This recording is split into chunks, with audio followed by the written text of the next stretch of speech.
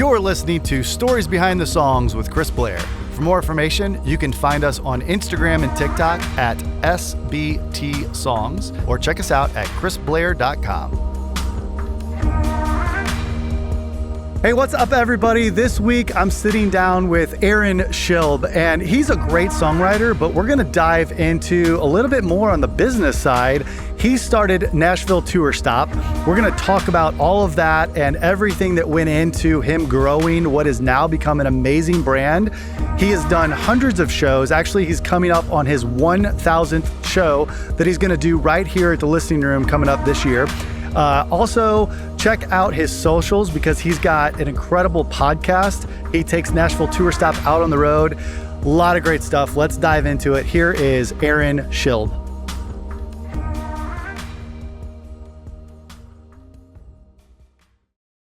All right, what's up, everybody? Welcome back to Nashville. My name's Chris Blair, and we've got Aaron Schilb in the house. How you doing, brother? I'm doing terrific, Chris. Thank you for having me this thanks morning. for coming in.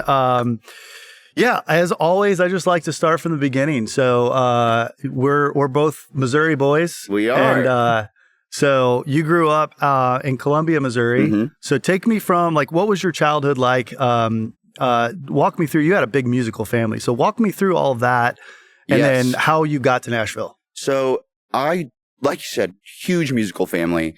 My grandmas and my grandpas were actually touring radio acts back in the 40s.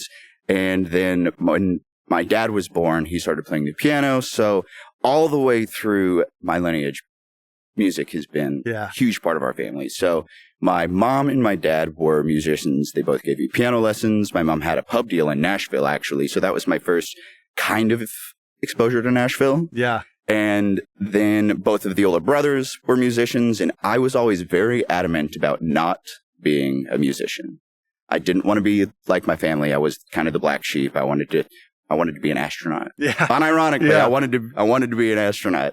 But around high school, I started playing the guitar because I learned I could start to get girls that way. And I really fell for it. And I remember playing some shows like in garage bands back in high school. And there was something electric about watching an audience sing back words that I had written. And I had never felt anything like that before. Yeah. So around 17, I decided that music needed to be a big part of my life. And I went to college for music and changed majors and changed schools several times. But following graduation, I was dead set on Nashville. I had been songwriting since I was about 16 and needed to be involved in the music industry. So I had a friend working for Pearl Drums, and that was my first time, like, getting to do Nashville. So he took me down to the Broadway Strip, and he took me to the Bluebird, and I got to see a little bit of what actually happened here in Nashville. Yeah. And right out of college, I was like, I'm not going to try to get a regular day job. I'm not going to do the grown-up thing and go to grad school. I'm going to go be poor in Nashville and try to make it. I wanted to be an artist on stage. I wanted to be a songwriter, and I went for it. It's tough. I feel like that's a prerequisite. Like you have to be poor to do anything in this industry. Right. But yeah, it was a big part of what pushed me to try harder, because I was like, if I don't work hard, I don't get to eat. Yeah. So the Nashville adventure, if you want to call it, started in 2017. That's when I moved here right out of college, and I started playing shows. I jumped into the writers' round circuits, and I would play anywhere, anytime that I was available. And I think in my first 12 months in Nashville, I played like 150 times. So I really pushed myself hard right out of the bat. Yeah. So did you know anybody when you moved here? Only my like estranged third cousin. So not really. Okay. Yeah. Not really. Yeah. I just dove in and glad-handed a bunch of people. Yeah. So you start playing around town, and you moving to be an artist. Like, how did you build up your team, if you will? Mm-hmm. And then when was that shift of like, hey, I really want to focus on songwriting? So I was trying to meet just anybody. I would co-write with anybody that I could. And my first, like, I wasn't really a team, so to speak, but I found myself at a little independent publisher called Banner Music Publishing, kind of off of Music Row. And that was like my stepbrother's wives, something or other. And I got connected with the owner there, and they started introducing me to a couple of like hit songwriters. And that was the first time that I had heard what I would now call good songwriting, rather than just my sad 20-year-old. Oh, this is how you're supposed to do it. This is what a good song is supposed to sound like. And that was when I started meeting people that really elevated the art, elevated the songwriting experience. And that was where I met Ryan Larkins, who is a terrific songwriter. Yeah. And I remember hearing him play for the first time. I was like, oh, I've got some work to do. I have to get better. Yeah. And the artistry never, like being the person on stage never felt quite right. And being the songwriter, because I really fell into the motion of what a good co-write feels like. Because each person kind of brings their own flair and what they contribute best to a co-write. And I was never a terrific singer. I've got this deep bass voice. And is that why you liked Ryan? Yeah. I couldn't sing like a rock star like I wanted to. So I brought the catchy guitar licks. That's what I was best at contributing to a co-write. And I started finding people who needed guitar players. Yeah. And from there, I started being able to play with more people and co-writing with new people. And I found myself on the road with a couple of bands, just being a pickup hired gun guitar player. Yeah. I love it. So then, what was it, like around 2017, maybe? You started a duo. Yes. That turned into a great brand for you. Sure did. Let's dive into the Nashville Tour Stop. Sure. So the Nashville Tour Stop came out of a duo that I started when I was fresh into town. It was called Dirt Road Degenerates, this country rock duo that we started. Yeah. We were a house band at this bar south of Nashville, and we were doing covers and just your standard like 2-3 hour sets. Yep. But we were there all the time, sometimes 3 or 4 or 5 nights a week. And the bar owner was tired of booking other acts. So he asked if we'd be interested in booking the band or the whoever we wanted to have play before us. And he's like, just call it the something show. Like, call it something so it's not just you guys. Yeah. So we were like, let's call it the Nashville Tour Stop, because it's not about us, and it's not about the people who are playing before us. And we did like 3 or 4 shows at this little venue before it closed. And that was when we moved to a venue over in Hillsborough Village called Belcourt Taps. Yep. And that was where Tour Stop really started to take its shape, because for a while it was like 2 hours long. And then as it kind of feels like a rite of passage, someone canceled their show right after ours. And the bar owner goes, can you book 16 people in the next hour? I'm like, oh no. Yes. That was the old saying, like, if someone asks you to do something, just say yes. Just say yes and figure out how to do it later. And we did it. And she's like, okay, you booked 24 people tonight. Can you do this every week? And from there, I started really falling in love with the A&R side of like hearing good music and being able to curate good music around a show. Because there's a huge difference between just having 4 slow songwriters. You have to put some dynamic into a show to make sure that it stays engaging for an audience. Because if people hear sad songs for 6 hours, they're going to want to go home. Yeah. They're not going to want to buy dinner. They're not going to want to buy a drink, which unfortunately is kind of the name of the game in this town, selling stuff at your bar. Right. But I started falling big in love with the admin side of it. And that was around the time that the songwriting and the musicianship started to take a backseat, because it was so much work booking so many people, and I had to go scout new talent. Yep. And it was about maybe April of 2019. I had gotten fired from my day job, and I was like, okay, I'm going to go for it. I'm going to try this for real. And that was the biggest shift from, I started Tour Stop as something fun to do. It has to be treated like a job now. I have to take it seriously. And that was when we started booking shows for new venues and doing like band showcases and ticketed events. And it was an interesting shift, because I started, it was a fun way to get free beer at this bar that I worked at. And now I'm paying my rent with it. I have to treat it with the respect that the songwriters that I'm booking deserve. Yeah. And that's something that I didn't see really happening a lot in Nashville. Of course, there are premier venues like this that were treating the artists with the respect they deserve. But there are so many bars that you show up as a songwriter, and you don't know who's in charge. You don't know, I'm supposed to play at 8? Nobody knows. Nobody knows what's going on. And I promised myself, if I'm ever going to be in a position of authority where I can help people know what's going on and dispel that anxiety, I'm going to be as clear as I can and communicate as effectively as possible so that the artists coming in know immediately, this is where you're supposed to be. You're supposed to be on stage in 5 minutes. This is where the bathroom is. That's where you're supposed to park. Like, just little things that made the run of a show so much smoother for the artists. And that was when I started noticing people caring back. Because up until that point, it was me in a band, and I was like, care about my music. Care about what I'm doing. Yeah. And no one really cared. Yeah. And all of a sudden, I started turning it around, and I was caring about the artists. And as a result, they were caring about me back. Yeah. And that was really what started to dictate what I wanted to do with Tour Stop. I wanted to care about the artists on stage. It was never about me.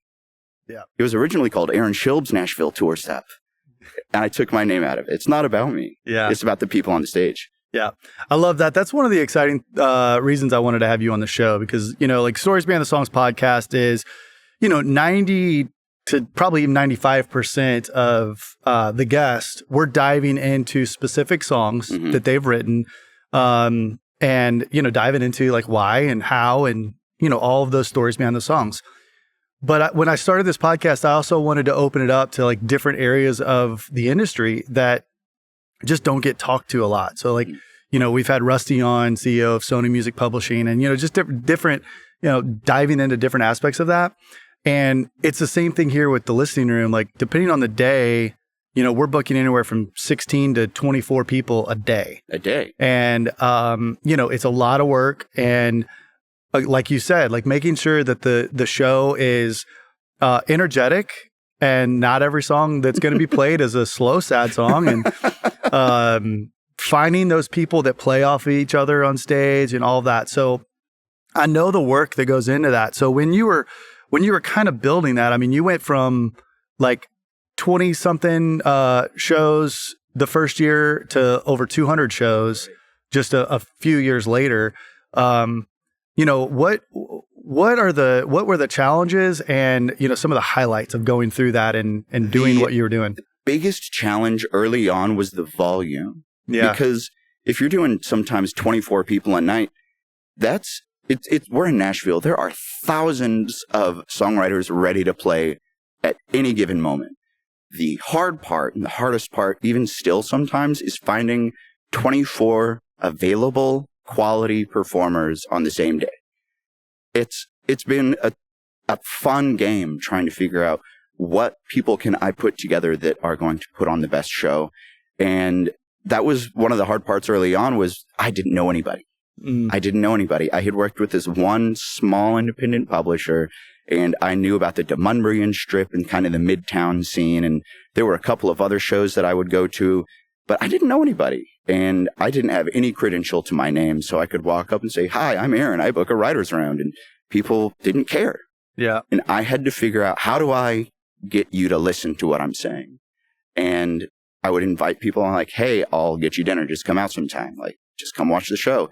And we started doing things to elevate the shows. We had the performers' graphics with their names on the screens. And that seems like a pretty innocuous thing to do for a performer, but they all of a sudden started saying, that's me. Yeah. They feel like you care. Exactly. Yeah. And that was a huge part of like the success of it early on, was doing something extra, not because I should, but because maybe I should. I will say that again. Maybe not because I need to, but because it's the right thing to do.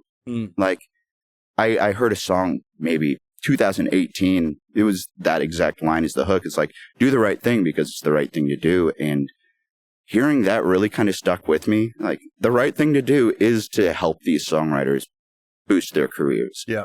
And even if the most I can do to help is putting your name on the TV, that's not that much effort. Let me be part of that. Yeah. And being able to support people through that was awesome. So going out and meeting all the people at the shows, it was a unique experience for me because I was no longer trying to get on stage. And I know you guys here have so many people wanting to play. It's hard to kind of sift through everybody. It was unique for me getting to then go to a songwriter and be the other side of it, because now you're not asking me to play. I'm asking you to play. Yeah. And that was cool because sometimes people were shocked. Like, you like my stuff? You like my music? It was cool getting to be part of that. Yeah. Because so many people have never had that happen before. That quintessential Nashville moment where, Ma, I made it. That kind of a thing was cool getting to be a part of. So the hardest part, trying to find enough people, but then it was immediate validation, getting to feel like I just helped someone. Even if it's just this much, I got to be part of helping someone that much. Yeah. That's so cool, man. Yeah, Listening Room started in 2006, and I think it was around probably like 2009, 2010, something like that I had a conversation with a couple buddies that were both entrepreneurs, and we talked about, the different things that could make the Listening Room a success. And at the time, we were still just barely scraping by, just trying to get it going. And I remember having a conversation similar of like, hey, look, you can do a lot more in business if you focus on the bar business and not the music. Right. And that it was the same thing. Like, look, I moved here to be an artist, fell in love with songwriting, and I want a venue that highlights that. And if everything else can fall behind that, great. If it can't, then that's fine too. But it's not doing these things to make the artist feel special. It's because they are special. Exactly. It's because they are special and right. They do deserve it. And you have the soundtrack of your life that you grew up with, and so many people outside of, this downtown quarter of Nashville even don't even understand how that works, and just assume that everybody they hear on the radio, like, that's their songs. Yep. And so, yeah, I applaud you for putting the writers first. And, Nashville is super special in that way. It really is. And that's one of the things that I wanted to keep true to Tour Stop. And like, yes, when we work with the venue, especially with places like the Listening Room, that I have a duty to you as the venue to make sure that your business is successful. And the most fun I get to have as a business owner on my side is finding out who can I give to you that will help you achieve that. Yeah. So at the same time of getting to help a songwriter achieve their goals, I can help songwriters and myself help you achieve your goals. And it's fun getting to play both sides of the same coin. Yeah. This episode is brought to you by Sennheiser microphones. When we first started this podcast, we were using some older microphones, and Sennheiser came in and sponsored us and gave us some MK4s and 914s. And I mean, I'm telling you, it's made all of the difference in the world. We love these microphones. We use them at the Listening Room as well. And I just can't say enough great things about them. Go check out Sennheiser.com. If you are into music in any way, their microphones are hands down the best on the planet. Go check them out, Sennheiser.com. And thank you, Sennheiser, for the support and the sponsorship. We love y'all. I love it. I want to dive into, you're also moved here to be a songwriter. Yes. So I want to dive into maybe think about what your favorite song is that you wrote and dive into that. But let's stay on Nashville Stop for right now. When you're growing this brand, and then you had the idea of, okay, Nashville Tour Stop podcast, Nashville Tour Stop on the road. Like, how did those things kind of fall into place, and walk us through that, especially with COVID being flung at all of us in the middle of that? So early on, Tour Stop, what I selfishly wanted it to be was a touring show. I never intended on it being a Nashville local company. Yeah. I wanted to take Nashville songwriters places. Yep. And our first experience with that was in November of 2019. We did a show in New York City at a venue called Rockwood Music Hall, which is now closed, unfortunately. Yeah. But we sold out our first show we ever did on the road. And that was one of those first moments where I realized, like, something's happening with this. Something is electric about taking this thing we do in Nashville elsewhere. Yep. Because here in town, writers' rounds are a dime a dozen. Every venue has one. Yep. This is special anywhere else because no one in New York was prepared for the kind of show we brought. They were like, "Are you a band?" I'm like, "No." Like, you're playing with each other's songs. And it's like, "Yeah, we can jam, but she wrote that one, or those two wrote this one, and I'm just jamming along." And getting to see that happen outside of our bubble of Nashville was really cool. So I wanted to keep chasing that. So after our first show in New York, we actually scheduled our second, and a hit songwriter named Jeff Cohen was, I'm sure you know Jeff. Yeah. Jeff has been a longtime friend of mine, and he has a place in New York. So he offered to help with the second show we were going to do up there. And he asked his friend Chris Barron, who's the singer of the Spin Doctors, to play that show. So me being a 90s kid, I was like, "Oh my God, I'm going to get to meet the singer of the Spin Doctors." And that was in April of 2020. And that show got nixed so fast. Yeah. And when COVID canceled all of the shows, I was desperate to chase the feeling of success that I had just started to taste. I was like, I can't let this audience in Nashville and this audience outside of Nashville lose track of what we're doing, because we can't go to your city anymore. We can't go to your venue anymore. What can I do to still give you these songwriters from here, from a remote location? And that was where the podcast came in, because I really wanted to keep telling the story of the songwriter.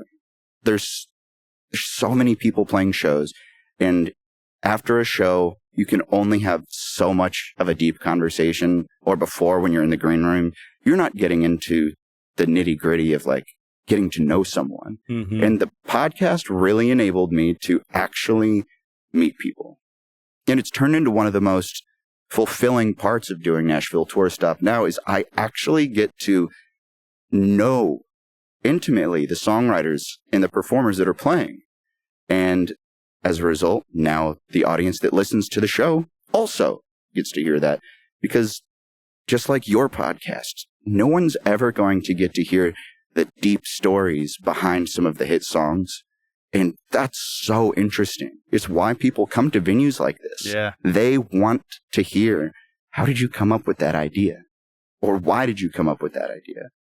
And how unique of a thing is it to be able to have a big hit song and then be able to have 300 people sit and listen to you, not play it, but why you play it. And that's something that doesn't happen anywhere else. Yeah. And it's really unique to Nashville, and is one of the reasons why I chose Nashville over all these other places that have big arts communities.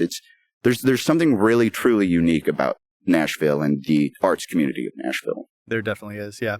So for everybody listening, give the elevator pitch of what your podcast is. So Nashville Tour Stop, I like to call it two dudes talking.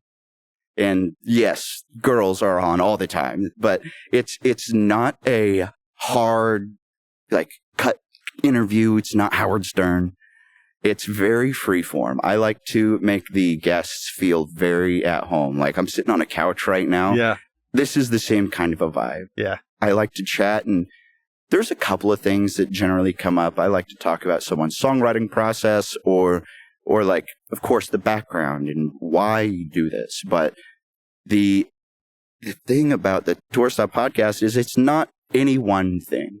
If we want to sit and talk about why you love, rock climbing, we can do that. And then we can figure out, does that like help you get to where you need with your creativity? What helps you do the thing that you do? And that's been one of the fun things, is just getting to learn people's creative process. Isn't always just sitting down with a notebook and a guitar. Yep. Sometimes it's living a life worth writing about. Yep. Love it. So everybody out there listening, make sure you tune in and check that out. So I want to go back to how Nashville's special. Okay. You did the show in New York, and I know, like, there's basically the hubs: Nashville, LA, New York, a little bit Atlanta. What would you say is different between New York, LA, and Nashville? So prior to my move here, when I was in college, I was writing songs and I was trying to figure out like, what is the next place? Where am I going to go to chase this dream? Yeah. And I visited New York and I visited Chicago and LA and New Orleans, and nothing quite sat right.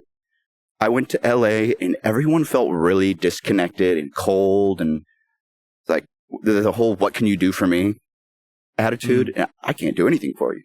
I don't know anybody. I have no credential, and I didn't like that.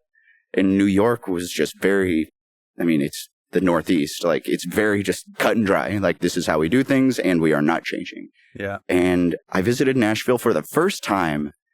I was on Broadway at the Tin Roof, I believe. And I was sitting there watching some guy play the guitar at 11 o'clock in the morning, and I was by myself. And someone came and sat dead next to me at the bar. And he just goes, "Are you visiting town or something?" I'm like, "Yeah." He goes, "You trying to move here?" "Maybe." He goes, "You should." Like, immediately, I didn't know this guy. He didn't know that I was even a songwriter. But that's Southern comfort, That is Southern Nashville. hospitality. Yep. It was right there from the moment I started being here. And I was like, "Ah, dang it. Yeah, like, this is the one." Yeah. Like, it was that simple because I saw someone playing the guitar for money. I was like, "You can do that here?" You can do that Make sure here? you get your permit, but yes, you can. Yeah, dude, it was so similar when I first moved. I moved here in 2003, and we both from Missouri. Like, I didn't get downtown St. Louis a ton, but every now and then, if I'd go downtown St. Louis with my buddies, and we're walking down the landing, and there was another group of guys on the other side of the street, it was almost like if you made eye contact, it was like, what are we fighting for? Where are we fighting now? Like it was just like, why are you looking at me? It was just, and it was one of the first things that I saw, like literally the first couple days that I was in Nashville, just walking up and down Broadway, just trying to figure out where am I going to play? And it was the same thing, like people walking by, like looking at you in your eye going, Hey, how how you are ya? doing? Like, just, and it was just like, gosh, everybody is so nice here. And why are you being so nice to me? It's like, Yeah. oh, you just are nice. Yeah. Who'd have thunk? Yeah. So, and I think that's a big piece of what we have special here is that, that competitiveness against songwriters, but we're all friends and we want everybody to win. And it's like, someone gets a big number one hit. And it's like, why wasn't I in the room that day? But hey, that's But also, awesome. good job. Yeah. Let's go celebrate your big number one. Yeah, exactly. Let's go clear out a place on your wall for the soon to be platinum record. Right. Yeah. It's cool getting to see that happen because it happens all the time here. Yeah. And how cool is that to get to say, "Oh, well, you won a Grammy for writing a song on this couch." Like, how many other places does that happen? Yeah. At least with the concentration that it happens here. Yeah. That's super unique to Nashville. Yeah. So you like growing this brand, you also had the idea to start taking this out on the road outside of New York. So we did, we're doing a similar thing. We take the Listener brand on the road. We've done shows out last year. We just finished a 5-day cruise to the Bahamas. How cool. With a bunch of songwriters and artists. It was really awesome.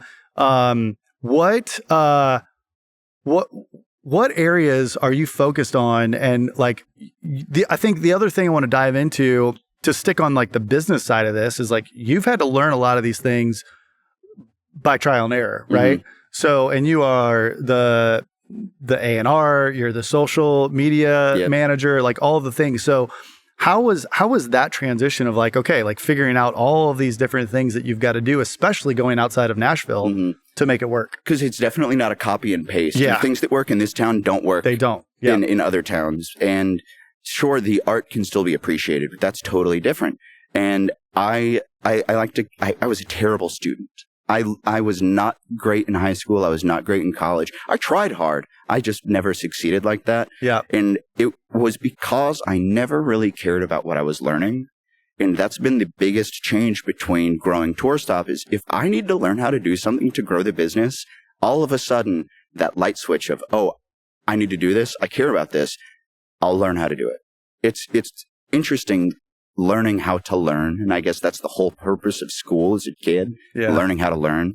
And learning how to learn has really helped Tour Stop because if I need to learn how to edit stuff in Photoshop, all right, I'm not a graphic designer, but let's start plucking away. Yep. Let's go to YouTube and figure out how to do this. And it's been a really long process. We're almost 8 years into Tour Stop now, or 7 years, something like that. And I didn't know anything. I didn't go to business school. Yeah. I didn't understand how to do any of it. And it's all been trial and error. And it's like, why did that show sell out and that show at the same place tank?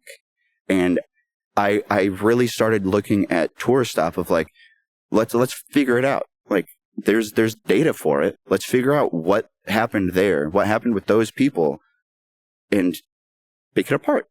Because there are always going to be trends like that. And with my hearing being the way that it is, I've lost my hearing since I was about 10 years old, and I'm 31 now. I really hated that I couldn't hear the music sometimes. And I needed to figure out a way to still book good shows, even if I couldn't hear the music as clearly as I wanted to.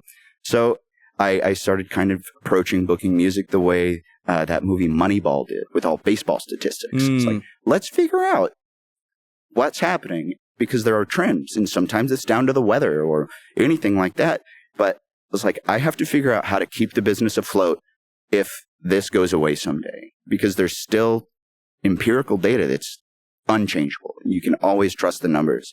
So being able to follow things like that has been really helpful. Yeah. And I didn't know how to do that. So it's just been reading a book about statistics, or reading a book about marketing, just trial and error. Yeah. Trial and error. And now trying to take it out of Nashville, and yes, we did New York, and we've done a couple of other states. Like the purpose, I want to get in some of these like small theaters. I don't want to be another bar scene. Like, bars are fine. We have the Broadway cover gigs here. I don't want to take 3 songwriters to do a 4-hour cover set in Utah. I want to take them to Utah so they can play their songs. Yep. No one moved to, I don't say no one, but no one moved to Nashville to play Chicken Fried over and over and over again. They came to write their songs because they have a story to tell. Yeah. And those are the stories sometimes that the people in the audience want to hear. It's not interesting playing a cover song. It's fun, but it's not interesting. Yeah. And being able to take people and do a listening style show is super unique, because how often do you go watch a show that's not like the Performing Arts Center, where you just sit and watch? Yeah. That's a unique experience that songwriters chase. They crave that attention. Of course, the mommy, daddy, look at me, I wrote the song. That never goes away. Even when you grow into adulthood, people are still craving that attention. Yeah. And being able to put them into a place where they can display their art like that is really what I'm trying to work towards. So we're not trying to become another touring bar scene. I'm trying to get more into the creative arts scene, the performing arts centers, the small theaters, the places where the voices can actually be heard. Yep. Which is so important. Goes back to, just the respect and honor of the songwriter, and like that's why they do it. Yeah. They don't do it to be talked over while people are doing shots of Jack at the bar. Yeah. That's not why they did it. There's jukeboxes and Broadway for that. Yeah. There's honky tonks for that. Yeah. And then we need listening venues for the songwriter. That's right. All right. I said I wanted to dive into your songwriting career.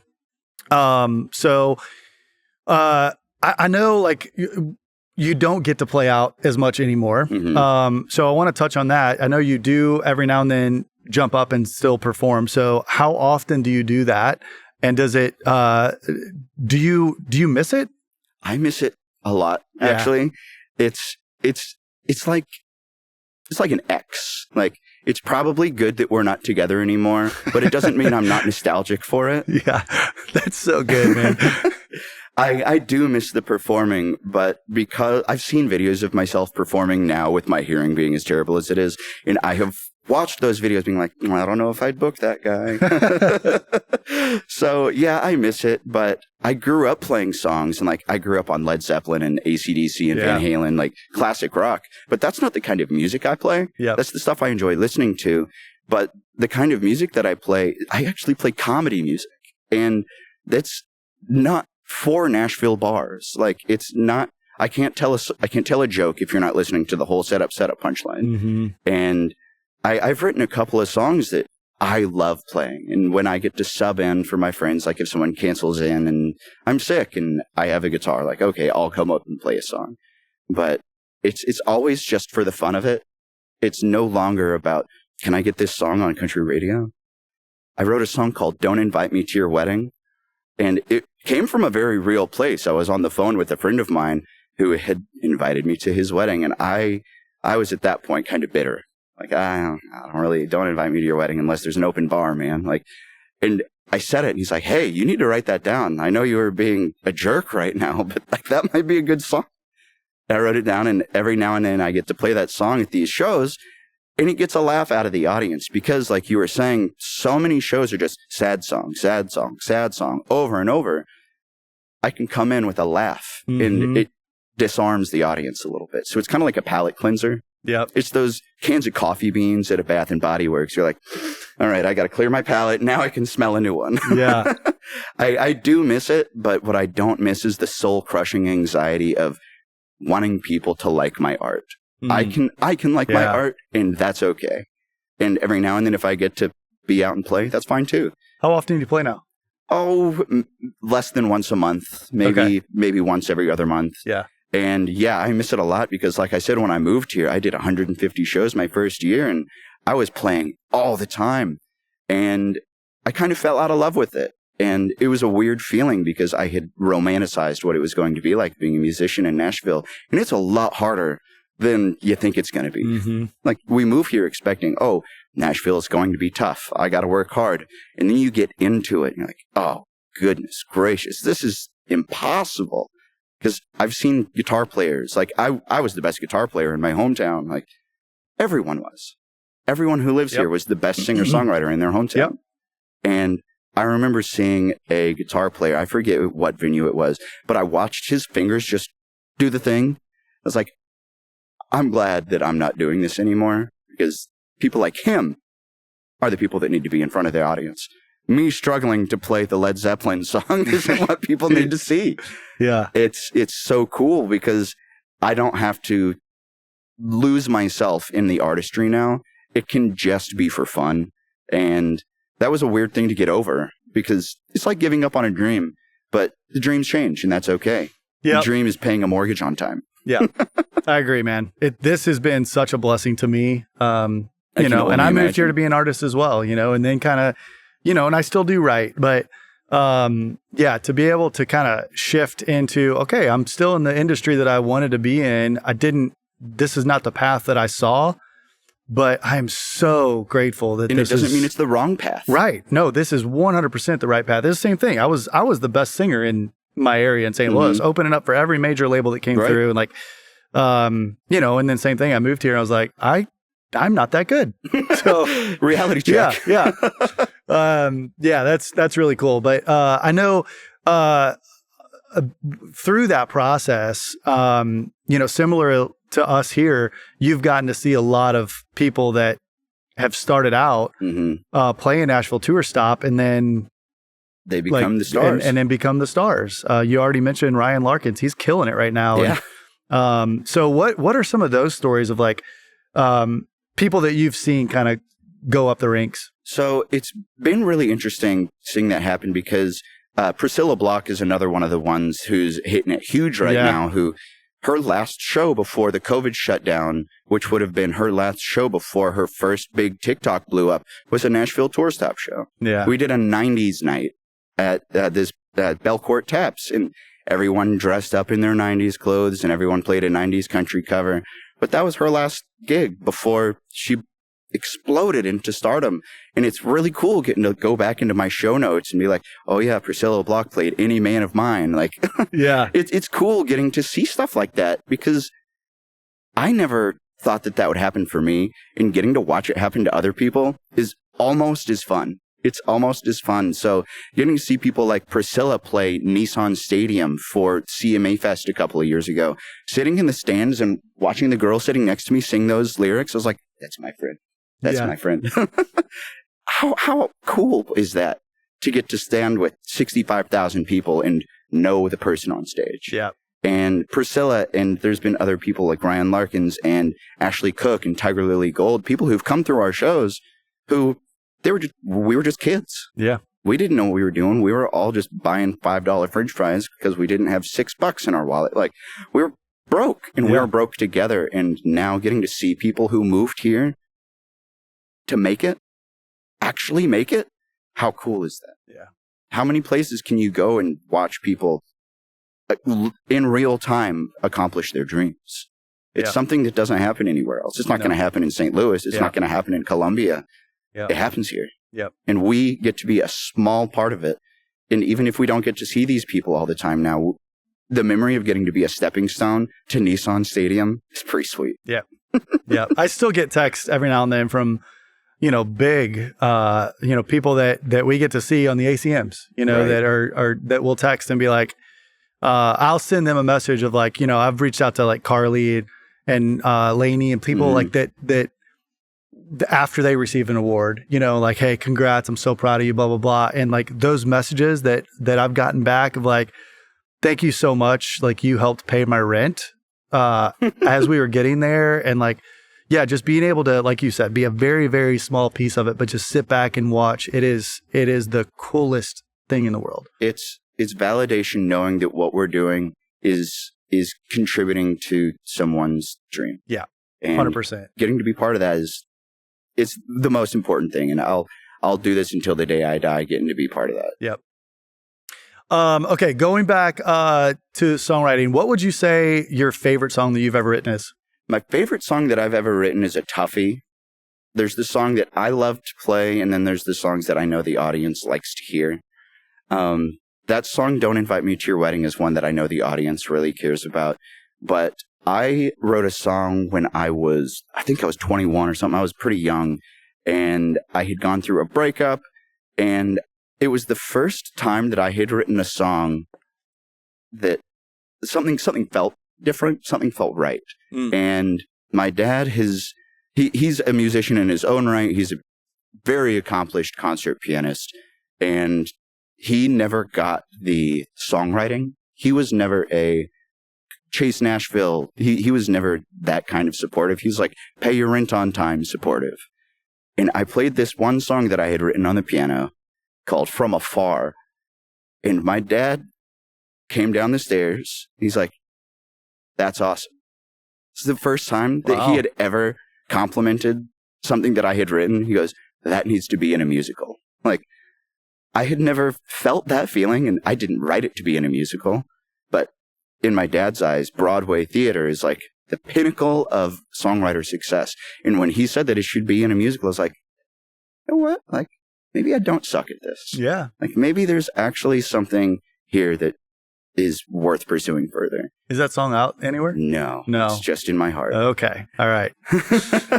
There's a couple others early on that followed immediately after that. There's a song called Black and White that I cared about quite a bit, and that one is out. But the artist career is far behind me, but the art will always be there with me.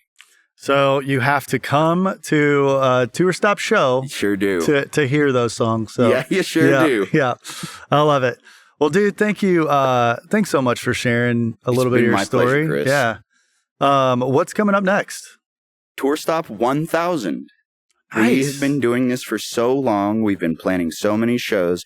I am planning the 1000th Nashville Tour Stop show now, and we're actually going to be doing it here. Congrats, We're going to be doing it here. The listening room has been a big part of Tour Stop's journey as well. And I remember our first show here. I was booking a couple of people, and we started seeing the ticket number go down. Hey guys, there's about 100 tickets left until we sell this out. And we sold it out the day before, and it was the first time I'd ever sold out a venue. And I was like, oh, you guys, it's happening.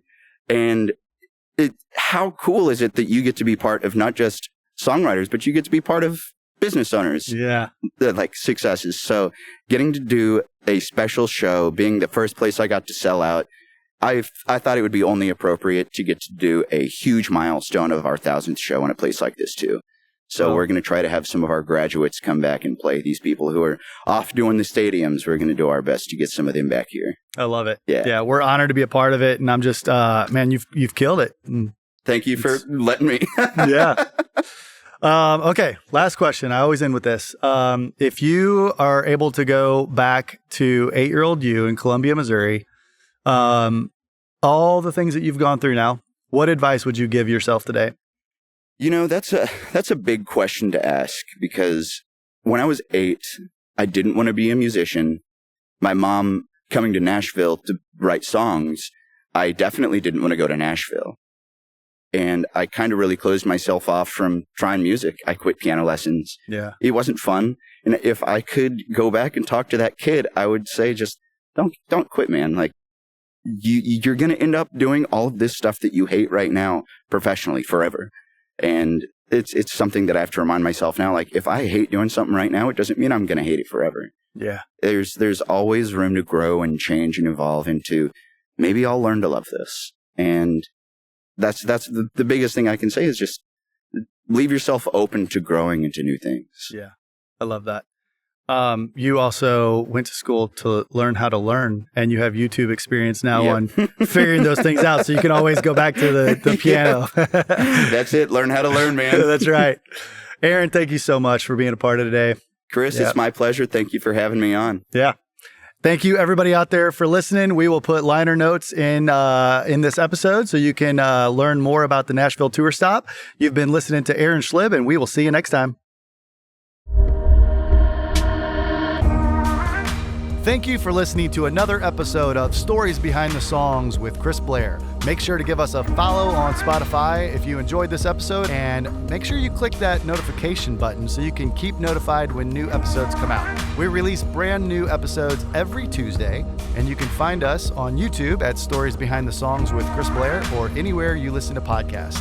Don't forget to send us a comment letting us know what you thought of the episodes. We love getting your feedback, and share this with your friends. The more we grow, the more that we can keep doing this. It's our mission to bring you all of these great stories behind the songs from some of Nashville's most iconic artists and songwriters, publishers, producers, everyone in between, and a lot of my great friends. We love what we do, and we love sharing their stories with you. We appreciate all of the continued support. Thanks also to all of our sponsors, and we will see you all next week.